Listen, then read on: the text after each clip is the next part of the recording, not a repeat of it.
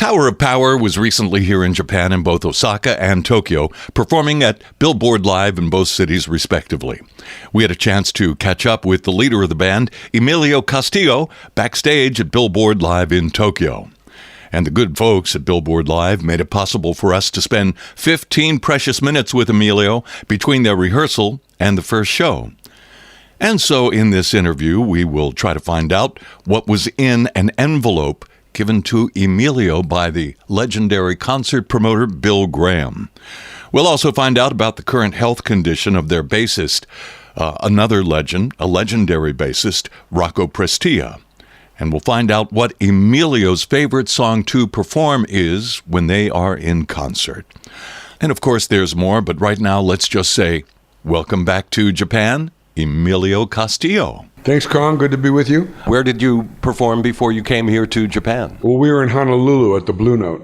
That's kind of a home base for you, right? Well, Honolulu is kind of a home base. Well, Honolulu, yeah, I've been there many times. Yeah, loving it. And actually, the Blue Note is starting to be a home base for us there. It's our second time in the last year. 50 years, Emilio. 50 years of rhythm and blues. 50 years on the road. You ever get tired of all the travel? Yeah, the travel is the hardest part, but I've been doing it since I was 17, so I kind of got it down to a science at this point. When you're out there on the road, do you guys all travel together? Yeah, well, we fly from our individual towns, and then we meet up at an airport, and usually we get picked up by people or there's a tour bus waiting. It depends on the tour. So you haven't been back here to Japan for a while. While you were home packing your bags to come to Japan, what were you looking most forward to doing other than performing for all of your fans here? Other than performing? I just enjoy being in Japan, period. I like the Japanese people. I like the cities. I like walking around.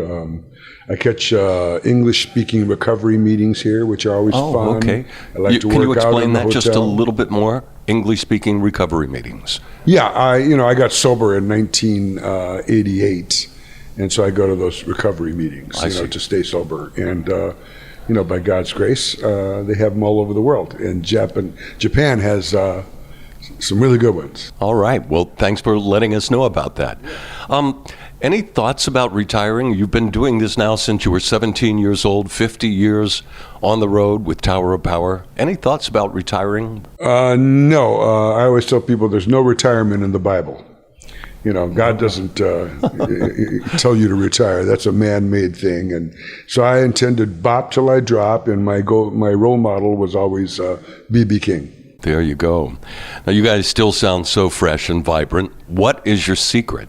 Are you guys working out, or what do you do to keep on top of your game? Yeah, that's the other thing I was telling you. I enjoy when I come here. I like to go to the gym every day, and I get up in the morning and I exercise my mind. I study the scriptures, and then I go down to the gym and exercise my body.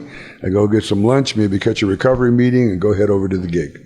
Do you guys have any routine that you do just before you go on stage? We've heard some people say they take a shot of vodka. Some people say a prayer. We had one girl tell us that she jumps up and down 5 times and pounds her fist. Is there anything that you guys do, Tower of Power, just before you go on stage? Yeah, 5 minutes before we go on, we all get together in a circle. We pray. Uh-huh. And then being at our age, the next thing is go to the bathroom. There you go. Explain, for the benefit of people who have heard your name, Tower of Power, but they don't understand the sound. What is the essence of the Tower of Power sound? Well, it's original soul music in the style of Memphis soul in the 60s and 70s, Philadelphia soul, obviously Motown, James Brown, Chicago soul. But it's original. It's our own version, and generally we like to mess with the beat. Oh, yeah, so the rhythms are real syncopated, and everything's really worked out in a very tight way, and it's a unique sort of brand of writing. Also, Doc and I are the main writers, and Doc's kind of a quirky lyricist, and the other guys write as well. But we always sort of make it our very own. And you certainly do accomplish that, and thank you very much for doing that so well for so many years. Kind of a personal question. It seems to me that a long while back, while you guys were first starting, you caught the ear of Bill Graham in San Francisco. He heard your music and he wanted to keep you working there, the way I understand the story, so he gave you an envelope. Can you tell us what was in that envelope? Oh, you're talking about his Christmas party. It was at the end of the 70s, and or maybe it was even early 80s. It might have been 80 or 81, right before I moved to LA. You know, we were sort of in a low point in our career, and he knew that, and he loved us, and he always hired us for his personal Christmas party. And we had done our sound check, and most of the guys split. I was there. The club was empty. It was just me, and he walked in, and he goes, hey, just the guy I want to see. He says, I'm going to tell you something. I want you to just listen. Don't speak. I thought, oh, boy, I'm in trouble. And he goes, I know you guys have been struggling a bit this year. He goes, let's just say I had a good run of luck this year. And so I'm going to give you this envelope, and you can do with it as you wish. There's $10,000 in it. You can keep it. You can split it with the guys. You can give part of it to them. Whatever you want to do, it's for you. Merry Christmas. Got up and walked away. And then the guys all came back before the show, and I said, everybody in the back room. There was a big pool table in the back room of the dressing room there, and I threw the $10,000 on the pool table, and I said, Merry Christmas from Bill Graham. Wow! And plus, he already agreed to pay us, I forget, $25,000 or something to play the party, which was a really high sum for us in those days. You put all the money on the pool table. How did you split it up? 10 guys, everybody got $1,000. Oh, okay. Yeah. Does it still work like that these days? Yes, we're the old hippie way of doing things. It's like it's a band. I'm the leader, but I make the same as the trumpet player, same as the guitar player. We all split, the same salary. That's a beautiful thing. It's worked for a lot of years. And it's still working, obviously. 50 years in the business, 50 years of doing this. Fans are curious about Rocco. How's he doing these days? He's up and down, the last few times I spoke with him, he was in good spirits, but he had been in the hospital again a couple of times. He's been having these skin cancer issues with things, on his head. They're not that dangerous, but he always has to have a surgery on them. And then he had another sort of hospital stay that was, the actual hospital stay was about 5 days, but then he had to do rehab for like 2 weeks where they, until they felt that he was okay to go back home on his own. But he came to the gig. We just played Vegas at the Brooklyn Bowl, and he came, and he had a big bandage on his nose because he had just had one of those cancer things removed. But he was in good spirits, and he's doing good. Please give him best wishes from all of his fans here in Japan. I will. I know you love all of your songs. We love all of your songs. But is there any one song in your concert that you really look forward to playing when you guys perform? Is there one baby that sparkles more than any other in your mind? I'm a big fan of the ballads, and one of the ballads we do, written by Chester Thompson, Doc did the lyrics, I sort of just brought it home at the end. It's a song called Surely As I Stand Here. Oh, yeah. And that's a song that, you won't see a lot of bands endeavoring to do. It's a difficult tune, and we do it really well, so it just sparks some pride in me when we're able to do it really good live.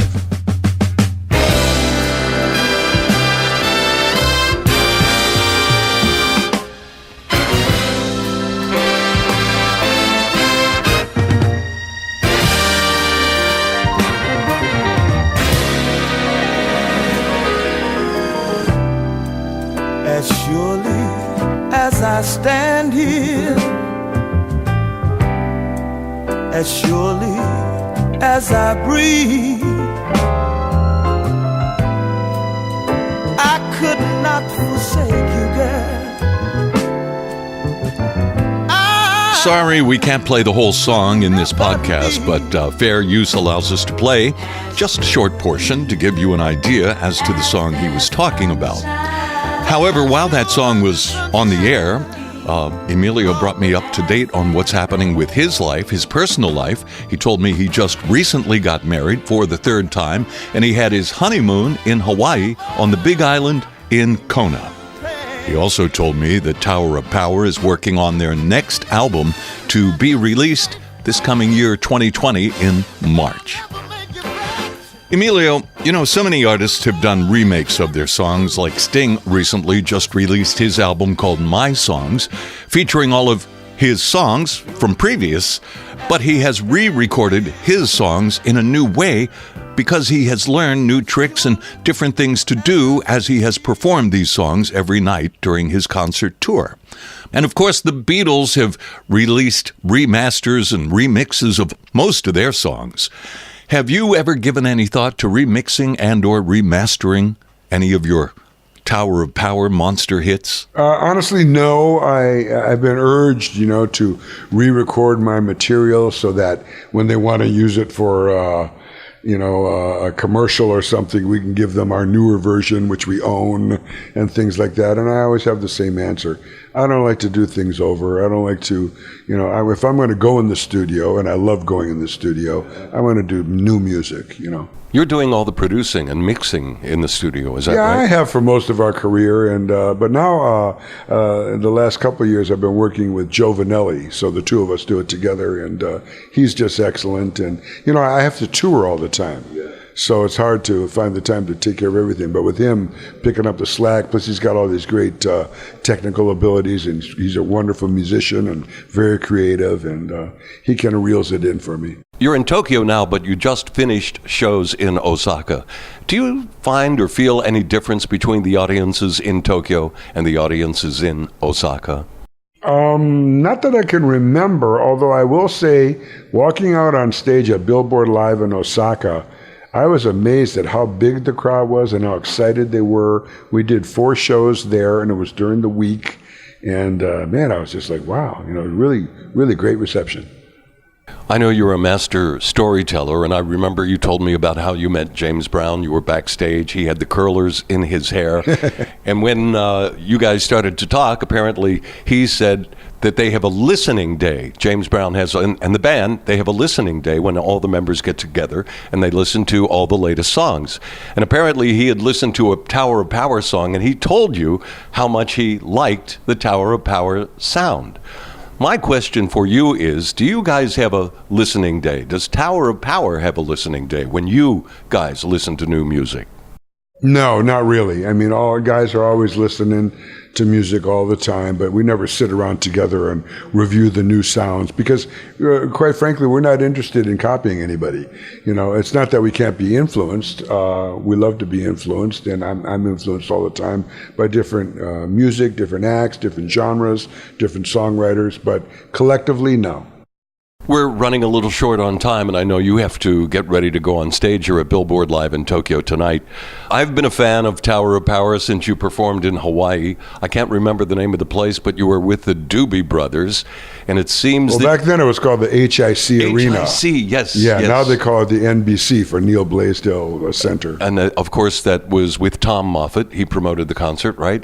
And it seems to me you guys had something called the Soul Train that you did in those days. Explain what that is. Well, we were playing with the Doobie Brothers, and the Doobie Brothers, when we started out, they were like this little band out of San Jose. They used to tell us if we'll let them open for us, we can use their PA. They always had great equipment. And, and so sometimes, we would do that. But then they had listened to the music and they became huge. So now all of a sudden they're headlining over us, and we knew these guys. We were all friends, and we had done a gig before we got to Hawaii, to Honolulu, with the Doobie Brothers, and they were so popular. And we had an off night, and quite frankly, they kicked our butts. And we got to Honolulu, we said, we got to take it to them, And one of the ways we did that back in the day was we would take the horn section. At the end of the concert, we'd be doing Knock Yourself Out. And as we're playing our lick, ba-da-da-da-da-ba-da-now, we'd go down off the stage and walk through the arena. Yeah. And God, the crowd would just go crazy, And then, of course, after that, the Doobies had to follow us. And I remember Tommy Johnson coming back, backstage. And after the concert, we were hanging out, and he goes, "You guys kicked our butts tonight." And I go, "Well, you kicked ours last time." There you go, a little competition among the biggest groups in the world. Yeah, that must have been nice. Biopics are so popular these days. We just saw the biopic about Elton John, Queen, Freddie Mercury, and also Linda Ronstadt. Any thoughts about doing a biopic about Tower of Power? All those acts are super huge acts with big #1 hits, countless, Grammys and some of them Oscars, and we never really did that. We got in the top 10 a couple of times, in the top 20 a few times, but we never, I always say, rang the bell, like Michael Jackson. But it ain't over yet. No, it's not. And if it ever comes to pass that we have a huge hit and people are giving us great accolades, well, that might be something we want to do. Would it be Tower of Power on the road or a story about you? Oh, it's not about me. It's about the band. It's not the Emilio show. It's the TOP show. And it is a great show. Emilio Castillo, thank you very much. Before we let you go, there are many young musicians here in Japan and around the world who watch you guys on stage and see you perform and understand how much you get into your music. Do you have any advice for young musicians who might like to follow in your footsteps? Well, I would say, live a life that is pleasing to God. And that means don't abuse your body, don't abuse your mind, don't abuse your soul, and practice, and play with as many people as you can, and play all the time. And finally, a message for all of your fans in Japan. We love coming to Japan. We always have. Please come see us every time we come to play, because we never want to stop coming to Tokyo, Osaka, and all the other cities we played here in Japan. Emilio Castillo, Tower of Power, thank you very much. Thanks, Kong.